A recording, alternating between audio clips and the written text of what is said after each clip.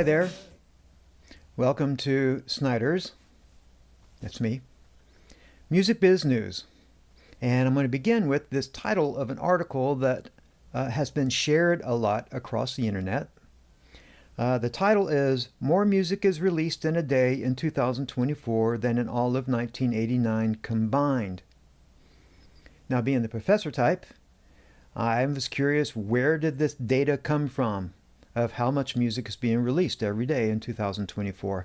I looked everywhere. I couldn't find it anywhere. There was no source cited. I would give this student a failure because making a statement without the proof. Now, I'm not saying it's not out there, but I couldn't find it. But being the professor type, I was very curious about how much music is being released a day in 2024. And that led me to a lecture that I used to give in my music industry class.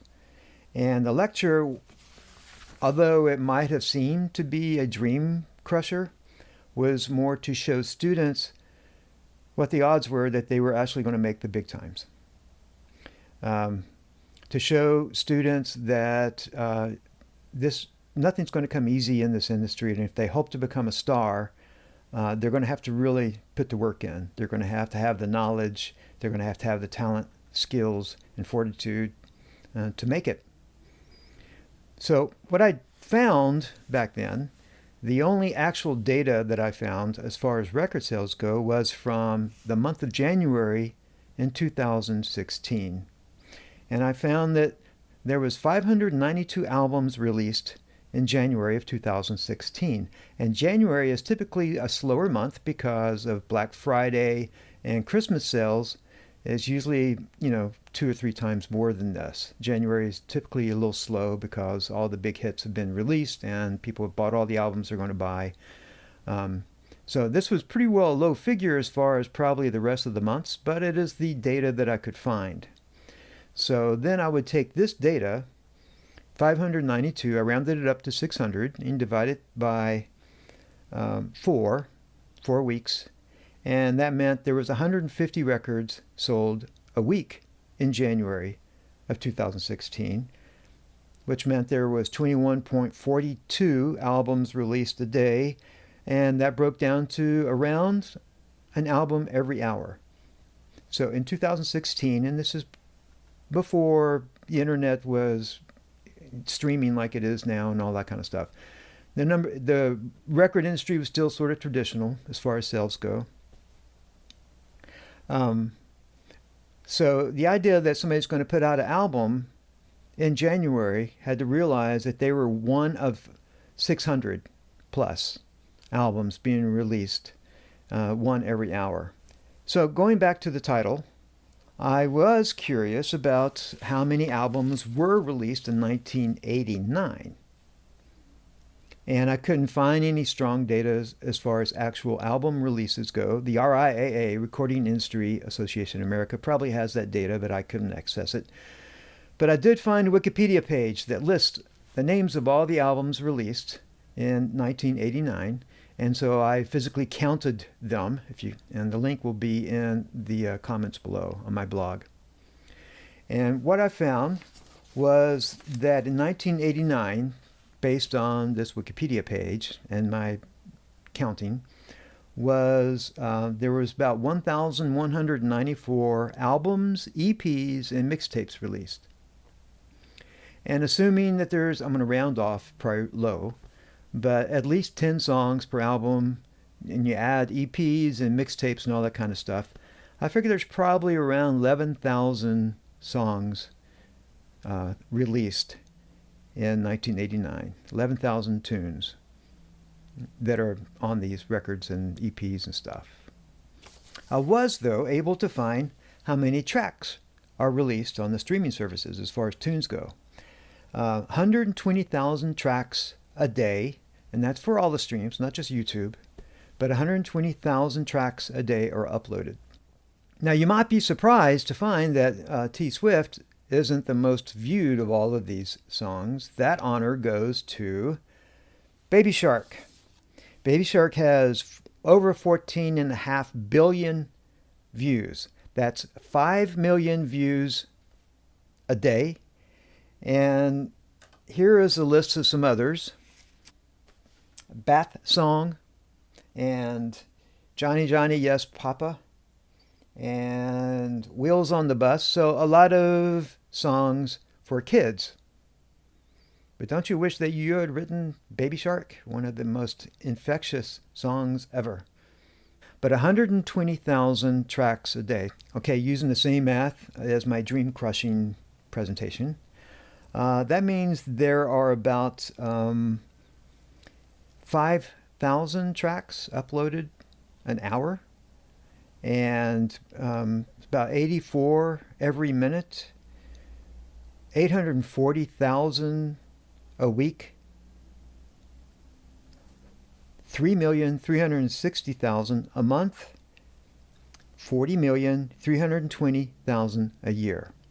Going back to my original presentation, uploading your song to the internet, you're going to be one of 40,320,000 who had the same idea. And not to be a dream crusher, because you never know. Now, the industry has always been a failure industry. It's been a bad investment. 90% of all the albums ever released never broke even. 5% broke even. And the other 5%, the Taylor Swift, Adele sales figures, that 5% paid for all the failures, the lower 90% that never broke even. So this industry has always been like this. It's just the odds are even more difficult right now. So hopefully I didn't crush your dreams. I just encouraged you to learn as much as you can and to hang in there and fight the good fight, because it's not going to be easy. But again, you never know. The next article is sort of a feel-good article, sort of. Randy Travis in 2013 had a stroke and he lost his voice. And so he couldn't talk, he couldn't sing. And here is the article. AI lets country star Randy Travis sing again. And first song released post-stroke.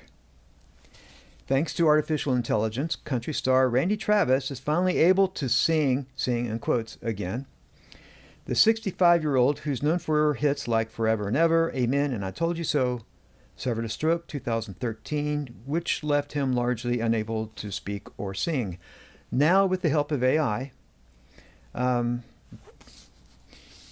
he has released his first song in over a decade, titled Where That Came From, which I find to be an ironic title because, where did that voice come from? Backed by Warner Music, the project began with the creation of proprietary AI models owned by the record labels. The result was two models, one with 12 vocal stems and another with 42 stems collected across Travis's career. This means that AI scraped all of the music that Travis ever put out to put together a profile, if you will, of his vocal characteristics. So to make something sound like Randy Travis. Fellow country singer James Dupree was enlisted to lay down the demo vocals, which were then inputted into the AI model. So the AI model was the Randy Travis sound. You had another singer actually sing the words, then it goes into the model. The AI then makes his voice, this James Dupree, sound like it's Randy Travis who is singing. And Dupree said, I really wish somebody had been here with the camera because I was the first person to hear it, and it was stunning to me how good it was sort of right off the bat. It's hard to put an equation around it, but it was probably 70 to 75% what you hear now.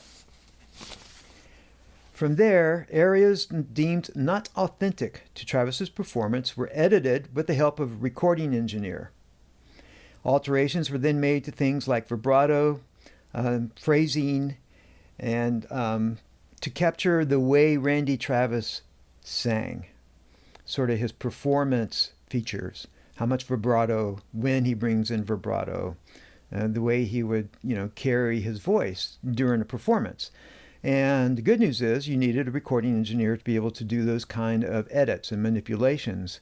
The bad news is I'm sure that in a year or two, AI will be able to identify and do that itself, so a human won't be needed. Randy, I remember watching him when he first heard the song after it was completed. It was beautiful because at first he was surprised, and then he was pensive. He was listening and studying, said Travis's wife, studying his own voice coming out of speakers that he didn't sing. And then he put his head down. His eyes were a little watery. I think he went through every emotion there was in those 3 minutes of just hearing his voice again. The team hopes that the project can help educate the public on the tangible good AI can do. That unlike AI voice cloning sites that don't sound real because it's not, Warner's latest use of AI to recreate Travis's voice with the approval of the man himself, so Travis was okay with this, is an example of the technology being used for good. Now, other than this being a cash grab by the record label, they don't do anything unless there's going to be some money in it. I doubt they did this for, the good of Randy Travis.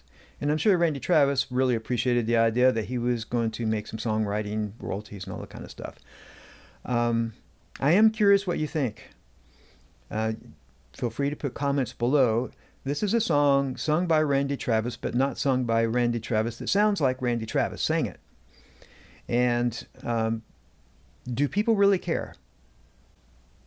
We professionals probably are going to say this is wrong, but the common person that we're trying to sell music to, they don't ask, is that Randy Travis? They think it's a Randy Travis song, and they are entertained by it, and they're looking to escape all of the hassles of life by listening to a song that makes them happy. So regardless of what we think, if it's a good song and people buy it, then it's a success. But it does show how the record labels are starting to create new material that didn't exist before and make it sound like something from the past. Here's an example of a song completely done by AI. Music, lyrics, singing, the works, that charted for the first time. AI song charts in Germany, but people are saying it's problematic. As musical AI advances, it's becoming simpler than ever for anyone to bash out a decent track. Whether you're using VoiceSwap's AI vocal modeling or just TikTok's AI song to conjure up a silly jingle, AI can transform a tone-deaf dream, for all you tone-deaf people out there, into a chart-worthy hit with the right guidance. Think we're exaggerating? Check the current German pop charts, coming in at number 48. This song, and I'm not going to try and, pronounce the German, but it translates to In Love with a Talahan. The 70s inspired crooner track immediately transports you back to the days of twanging Europop. It's nostalgic because every inch of it, including the artwork, also created by AI. AI is the whole package here. The track is a patchwork of the past, culminating in a timeless pop sound. German producer Butterbro, great name, Butterbro, is the name behind the track. Initially intended as a joke among friends, the creation was never expected to make such a wave with the German public. And there's been issues because the word Talahan describes aggressive young men who are sexist and glorify violence and things like that. I'm not going to focus on the lyrics themselves. What I'm focused on is here is a completely 100% AI generated song with artwork that has made it onto the charts in Germany. And it's a matter of time before it happens here. And so, a study back in December showed that 30% of musicians surveyed used ChatGPT for songwriting, and it's likely those numbers have risen since. Butter Bros track could very well be a sign of AI's music impending takeover. So it's going to be a bummer when some American artists, nor any artist, but they have a song and it's probably going to make it into the top 100, but it never makes it because an AI song or two or three is sitting there composed by artificial intelligence. And so they never make it into the charts because these AI songs are on the charts, pushing them down. It's bad enough that right now all the Christmas songs are pushing all the artists off the charts because Mariah Carey is back on the charts again. Now you have to compete with non-humans to get on the charts.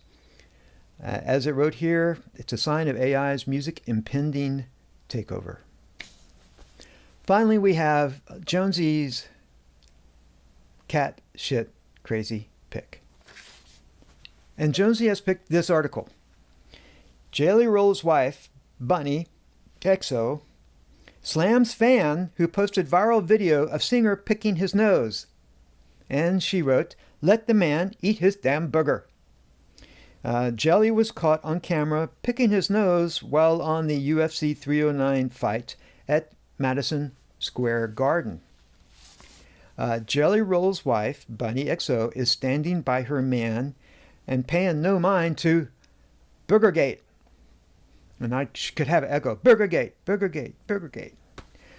Everybody says he ate it, but I saw him roll it in his hand first and kind of flick it, and then just touch his mouth, she said on Monday, November 25th episode of her podcast. But for everybody who wants to say he did, first of all, my husband has a little tick, okay? He's always had a little tick, and when he's nervous, he picks his effing nose. Bunny described her husband as being knuckle deep in his freaking nose in this video clip. So yeah, Jonesy says this is cat shit crazy that Jellyroll is caught eating his booger. I can think of no better way to end this podcast than that imagery right now. So thanks for watching. Please like, subscribe, do all those things. Thanks. Bye.